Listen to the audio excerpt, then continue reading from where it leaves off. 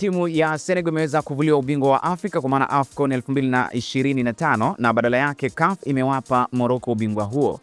Uamuzi huo umetolewa usiku wa kuamkia hivi leo kufuatia rufaa ya Morocco walioweza kulalamika vitendo visivyo vya wanamichezo vilivyofanywa na Senegal katika mchezo wa fainali.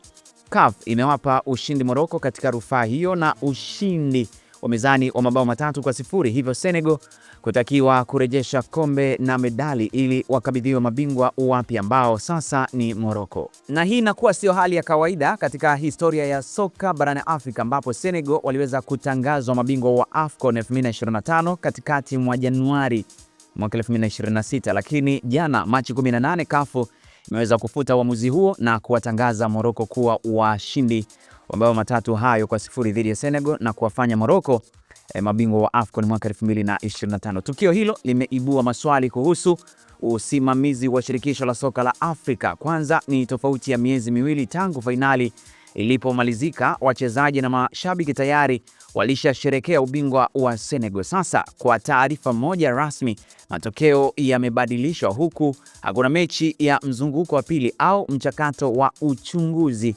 wa wazi uliofanywa. Hii inaonyesha udhaifu mkubwa katika taratibu za CAF, kwani mashirikisho mengine ya soka duniani kama vile UEFA au FIFA hufuata utaratibu wa rufaa, ushahidi wa video na ushauri wa maafisa wa kitaalamu kabla ya kubadilisha matokeo, na huwa inatumika muda mfupi. Wapenzi wa soka barani Afrika wanahoji, imewezekanaje timu iliyopewa ubingwa kwa haki tena uwanjani inaweza kupokonywa miezi miwili baadaye bila hata tahadhari ya kutosha?